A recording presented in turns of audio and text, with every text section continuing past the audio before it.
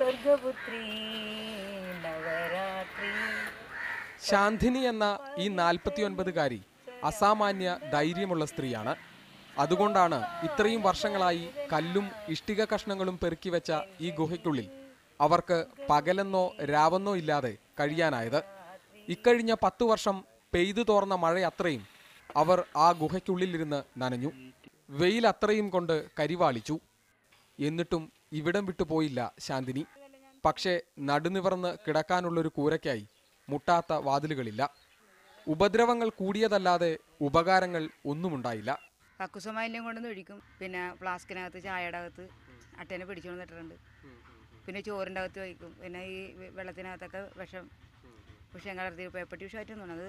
ഇഷ്ടിക കഷ്ണങ്ങൾ കൊണ്ടുള്ള ഗുഹയിലാണ് ശാന്തിനി താമസിക്കുന്നതെന്ന് തഹസിൽദാർ റിപ്പോർട്ട് നൽകിയിട്ട് കാലങ്ങളായെങ്കിലും സർക്കാരുകൾ അറിഞ്ഞ ഭാവം നടിച്ചിട്ടില്ല. പ്രായമാകുന്നതിൻ്റെ അവശതകൾ ഈ ദുരിത ജീവിതം ഇരട്ടിയാക്കി. അപ്പോഴും അവർ പതറാതെ പിടിച്ചു നിൽക്കുകയാണ്. ഇരുളുമ്പോൾ ഗുഹയ്ക്കുള്ളിലേക്ക് നൂണ്ട് കയറുകയാണ് പ്രതീക്ഷയുടെ പുലരിക്കു വേണ്ടി. എന്നെയും നിങ്ങളെയും പോലെ ഒരു മനുഷ്യജീവി ഉണ്ടും ഉറങ്ങിയും കഴിയുന്ന ഇടമാണിത്. നമ്മൾ എത്രയൊക്കെ പുരോഗമനം പറയുമ്പോഴും നമുക്കിടയിൽ ഇത്തരത്തിലുള്ള ഒരുപാട് ദുരിത ജീവിതങ്ങളുണ്ട്. അവരെ കൈപിടിച്ചുയർത്തേണ്ടത് നമ്മളും സർക്കാരുമാണ്. പാണ്ടിക്കുടിയിൽ നിന്നും ക്യാമറ പേഴ്സൺ സാദിഖ് പാറക്കലിനൊപ്പം ലിജോ വർഗീസ്, മീഡിയ 1.